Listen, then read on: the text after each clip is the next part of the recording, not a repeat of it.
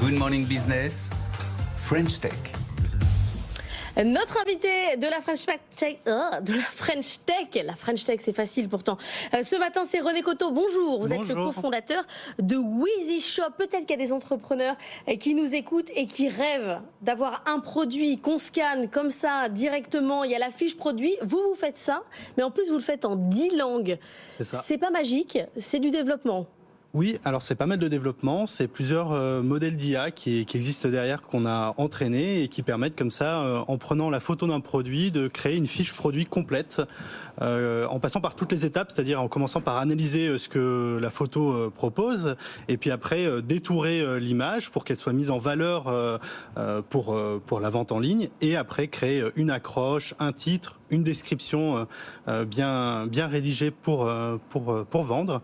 Anthony, ça c'est pour vous, c'est bourré d'IA. Ah bah là, il n'y a que de l'IA là pour le coup. Non mais c'est intéressant. Alors j'imagine, l'intérêt c'est d'avoir des photos de qualité professionnelle en fait, c'est ça. Oui. Mais ça on pourrait imaginer que on puisse déjà le faire quasiment avec les téléphones et les applications qu'on a aujourd'hui sur les téléphones qui sont dopés à l'intelligence artificielle. Vous, votre valeur ajoutée, c'est plutôt le côté ajouter du référencement naturel, optimiser la légende, l'écriture, etc. L'IA, elle se plante jamais. Elle reconnaît tous les produits et elle est capable de me générer une fiche produit de manière parfaite comme ça. Alors parfaite non, hein, ça reste de l'intelligence artificielle, mais on l'a entraîné nous de notre côté, on l'a spécialisé dans la partie e-commerce, c'est la force que l'on rajoute au sein du système. On a aussi cumulé plusieurs modèles d'IA les uns derrière les autres qui font que derrière à l'arrivée on a une qualité presque parfaite. Après bien sûr on demande aux commerçants de relire la fiche produit, de l'améliorer, il va apporter sa valeur ajoutée par-dessus, mais on lui fait gagner du temps. On lui fait gagner du temps parce qu'on sait que nous, on a 45 secondes, hein, ça prend. Oui, 45 secondes pour la créer. Au lieu d'1h20 normalement par produit. Ouais, c'est énorme. C'est énorme. Mais quand même, oui, parce qu'il y a forcément une partie personnalisation derrière. Parce que j'imagine que, enfin, je sais pas, une entreprise de e-commerce qui vend,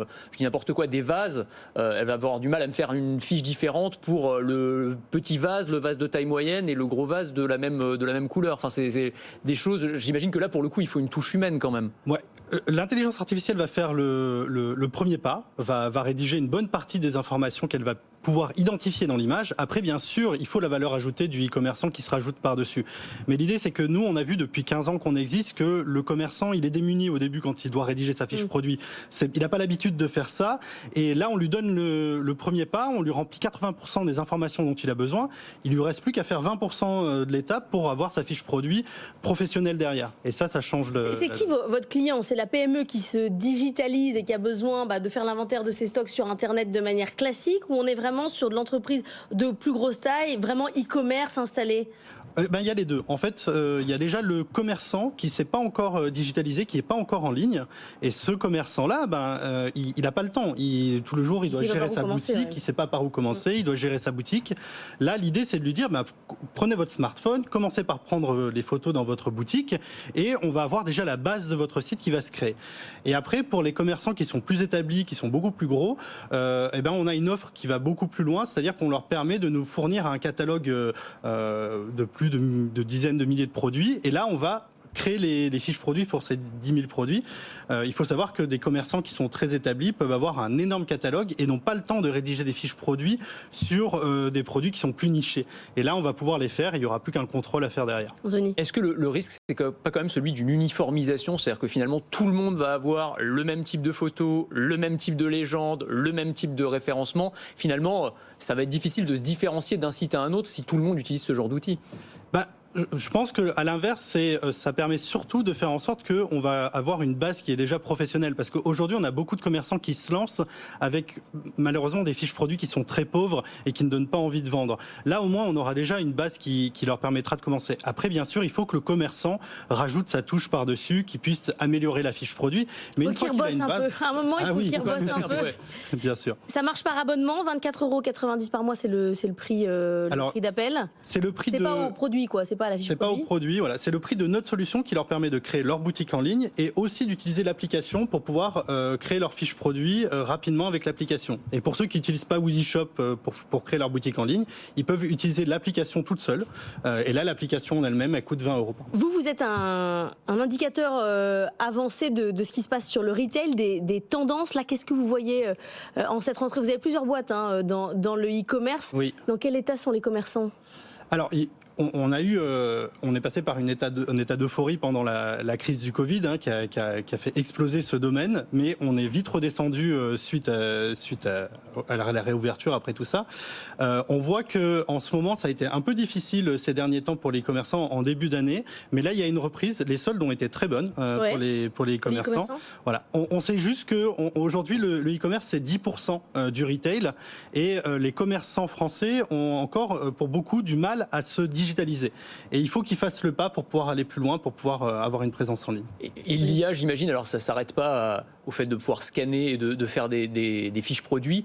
Est-ce que vous avez d'autres outils en tête qui permettraient, par exemple, d'avoir un assistant shopper personnel dopé à l'intelligence artificielle? Ça fait partie des choses sur lesquelles vous travaillez, ça, aujourd'hui? Oui, alors nous, ça fait plus de 2 ans qu'on rajoute de l'intelligence artificielle au sein de notre solution. Au début, on le proposait comme outil à côté, et en fait, on pense maintenant que l'IA doit être by design, c'est-à-dire qu'elle doit intervenir automatiquement au moment où on en a besoin. Les gens n'ont pas envie d'aller chatter avec un bot pour pouvoir avoir les bonnes réponses. Ils ont envie que l'IA intervienne au bon moment pour répondre à la demande. Donc, on l'intègre au sein de nos outils, là pour la fiche produit, pour créer des articles, pour créer des publicités aussi, hein, ça peut être très utile.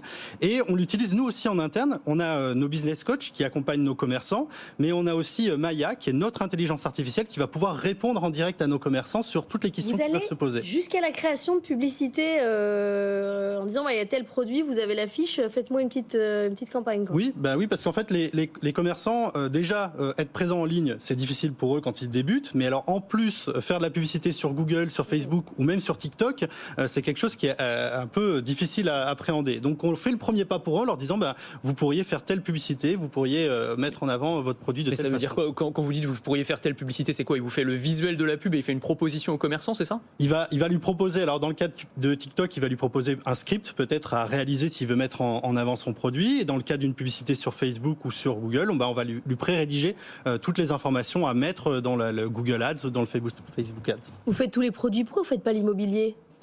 Alors, parce qu'il y a des photos très moches pour les biens immobiliers, une petite photo de placard, une petite porte de fenêtre. Nous, on est spécialisé dans le monde du e-commerce. On est réellement resté sur ce domaine-là, la vente en ligne. C'est sûr que dans l'immobilier, il y a beaucoup de choses à faire, mais pour le moment, on reste... Ça vous fera une autre boîte. Vous n'êtes pas une boîte près, vous pouvez en monter une autre. Merci beaucoup d'avoir été avec nous ce matin. Merci pour l'invitation. René Coton pour Weezy Shop.